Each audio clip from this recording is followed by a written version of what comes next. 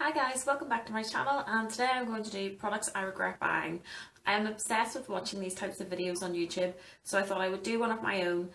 Sometimes when I use something and I think it is rubbish, I'll keep it just so that I can review it. So I will just get straight into it and tell you what I think about these products, obviously because it's a products I regret buying. I'm not too keen on these products. Sometimes there's things I do like about them anyway, and that's not to say obviously that I don't like the brand that it comes from, because sometimes brands bring out one bad product in a long list of really good ones. So let's get started. So first of all, to the Body Shop, and this is their Cocoa Butter Moisturising Stick. And I bought this absolutely ages ago, and I'll show you what it's like. It's basically, you twist off the lid, sorry it looks a bit disgusting, and you twist it up, and basically like it's a solid sort of coconut or cocoa butter stick if you like.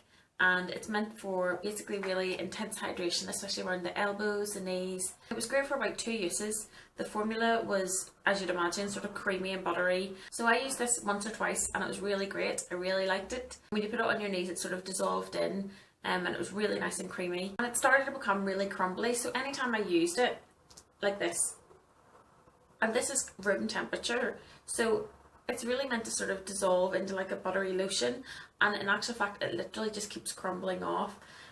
I had thought that maybe the formula when they put it into the stick had maybe just dried up in places, so I did cut some off and then try it again, and no, it's the whole way through it just crumbles. So although the formula was really nice at the start, it just began to get all crumbly and disgusting, so I literally wasn't able to use it, because anytime I tried to put it on my skin it would just fall off again in little pieces on the floor, which is just rubbish, which was really disappointing, because as I said, when I first used it once or twice, it seemed to really condition my skin. I don't know whether this was just a dud and maybe the formula wasn't right in this one, but I definitely won't be buying this again, but I really couldn't use it. So let me know if you've had a problem with things like this from the Body Shop, but maybe it was just me being unlucky. Sticking with the Body Shop is another product. Now, I know this is going to be controversial because some people absolutely love this and swear by this, but it's not for me, and it is the Body Shop Chamomile Silky Cleansing Oil. I know that people absolutely love this. They rave about it on YouTube, on Instagram, everywhere, but to me it was just too greasy in texture. I mean, it was sensitive, it was lovely, it did remove my makeup, and you do get loads of product in it, and it's a nice little pump application, so it's easier to use, so you're not going to get makeup everywhere. I found once I put this on, it was a whole other issue trying to get this off then. So I had to then do a face wash, I had to then try and scrub it off. It seemed to leave a lot of residue on my face. Maybe I'm just fussy. As I've said in previous videos, I'm not too keen on an oily sort of texture on my face, especially for cleansers. So for me, this is just too much hard work. And yes, it dissolved my makeup to a degree, but I was still left with a bit of mascara on, and it was just too much of a faff for me. So sorry for all those lovers out there. I know there's loads of you, but this isn't for me, so I'll not be picking it up again. Next is something that has been out for quite a while, and this is the Maybelline Big Eyes eyeliner. And this is a duo, and I was really excited about it when it first came out, because at the time it was really difficult to get a nude eyeliner. And the reason I like a nude shade eyeliner is for your waterline. It opens up your eyes and makes them look wider like a white eyeliner does, but it's much more subtle. The nude side was actually fine, it did the job and it was nice. It was a little bit chunky, it felt on the waterline, but it was fine, it definitely did the job. The black one, however, it was just the worst eyeliner I've ever come across in my life. The worst pencil eyeliner anyway. I mean, it's a really nice deep black, and I mean it looks nice there, but it looks quite glossy, and that's probably due to the fact that it is really, really waxy. If you put it on your waterline, it just transfers everywhere. Usually when I put an eyeliner underneath my lower lash line, I like to blend it out a little bit, just to make it a little bit more subtle. But this, there is no hope of doing that. It's so waxy, it literally just shifts. I don't know if it'll show you here, but it just goes everywhere. It's almost greasy. If you put this on and then try to change your look, there is no hope. It clings to your lower eyelashes. It just makes a total mess. So the nude side is fine, and it does the job and I really like it. But the other side is just pointless having, because it is a terrible, terrible eyeliner. But it feels a bit pointless having such a big pencil when half of it is absolutely rubbish. So I'll use up the nude side, and then after that I'll chuck it out. Sticking with Maybelline, this is one that's been in a video before, and this is the Big Eyes Volume Express Mascara. And ironically, again, it's in the same collection, in the Big Eyes collection from Maybelline, and ironically I hate one side and really love one side as well. I have talked about this before in a previous video, but basically it's a double-sided mascara. I'm sure you've all seen it before. So basically this mascara gives you one end for the upper lashes and a smaller brush at the other side for your lower lashes. The upper lashes is the one that I hate, and as you can see it's totally covered in product. I really like the lower lashes mascara. It's a nice thin wand, like this, and it really does separate your eyelashes. In fact, I quite like to use that one on my upper lashes as well. The upper lash one is just horrible. It's totally covered in product. That's it there. And as you can see, it is just absolutely covered. I actually had to really rip this lid off because it was so jammed full of product that it was stuck and it was dried and it was disgusting. And the reason for that, I think, is basically usually with the Maybelline mascaras they have like a little ledge inside that catches any excess formula, and this one obviously doesn't have it because the formula just comes out absolutely everywhere. I mean, imagine putting that on your eyelashes. It's going to be an absolute state. So once and for all, I'm chucking this out. Like, look, I don't know why I'm so angry about this product, but because I love Maybelline mascaras, I just think this is such a disappointment.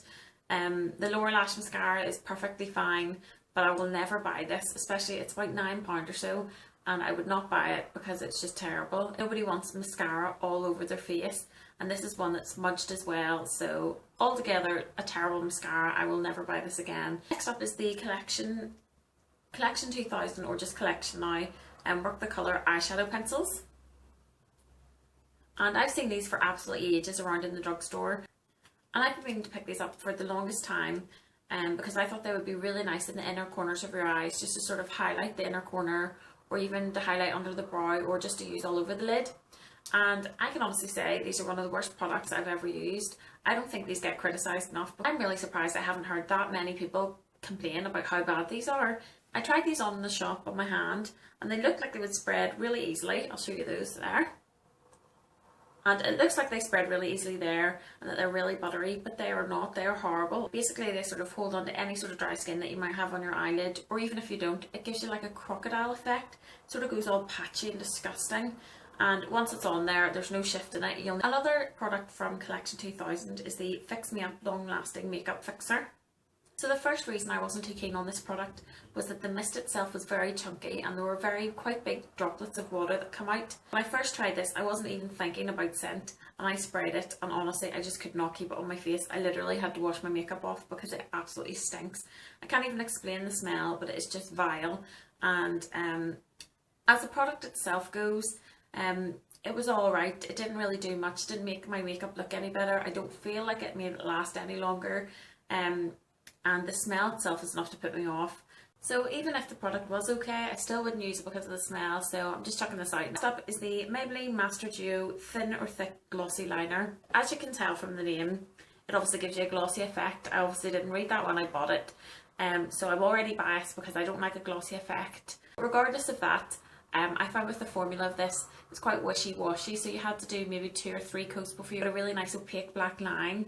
Another thing with this is the applicator. I don't know what they were thinking when they made this, but I'll show you it here. So I don't know if you can see, but it's basically a regular applicator with a wee nib, and at the very top there's like a circular shape, and basically that's meant to allow you to do a thicker line. I found that it just got in the way totally. When I tried to do a thicker line, it made it more streaky. Every time you did it, it gave you a really streaky appearance.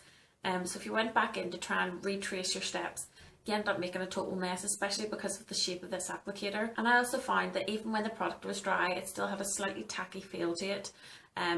So altogether, not a very good one, which isn't really representative of Maybelline because I usually love their stuff. Their mascaras are fantastic and their gel eyeliners are really great.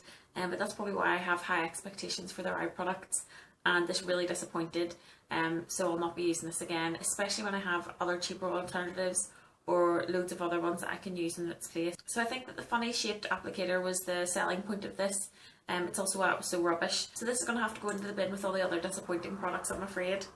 I personally love watching these types of videos, so I hope that you enjoyed mine, and I will see you soon. Bye!